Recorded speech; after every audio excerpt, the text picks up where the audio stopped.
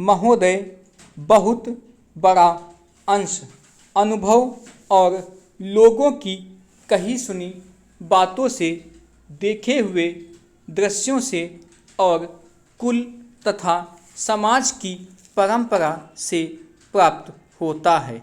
Cinema इस सभी प्रकार के ज्ञान की प्राप्ति में सहायक हो सकता है, क्योंकि यह मनुष्य की दृश्य और श्रव्य अनुभूतियों के क्षेत्र को बहुत ही बढ़ा सकता है। यह एक साधारण सी बात है जिसे सभी जानते हैं कि केवल सुनी सुनाई बात की अपेक्षा हम पर देखे हुए दृश्य का प्रभाव अधिक पड़ता है, और हम यदि सिनेमा द्वारा किसी चीज़ को देख लेते हैं तो उसका उतना फल तो नहीं होता जितना स्वयं आँखों द्वारा देखने से मिलता है।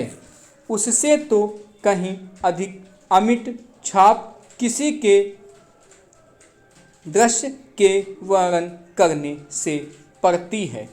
मन बहलाव के भी साधन कितने ही प्रकार के होते हैं। कुछ तो ऐसे हैं जो मन बहलाव के साथ साथ शिक्षाप्रद भी होते हैं और इसके विपरीत बुरे संस्कारों का साधन बन जाते हैं। मैं स्वयं यह दावा नहीं कर सकता कि मैंने बहुत सी फिल्में देखी हैं।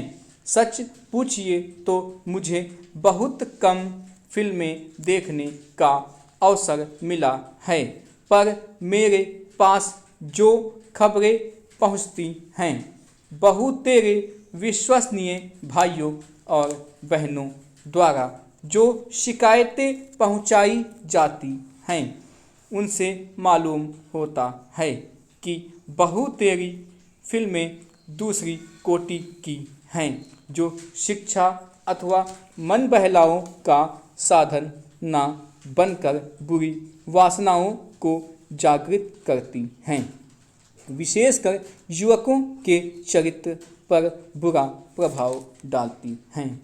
हो सकता है कि इस प्रकार की फिल्में अधिक लोकप्रिय होती हों, उनके द्वारा अधिक पैसे कमाए जा सकते हों।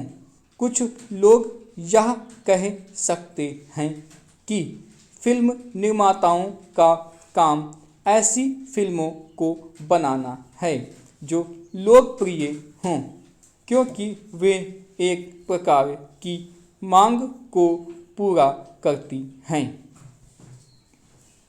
यह भी कहा जा सकता है कि फिल्मों का ध्येय मन बहलाव ही है। उसको तो सभी सफल मानना चाहिए जब फिल्में उन लोगों का मन बहला सकें जिन लोगों के लिए बनाई गई हों।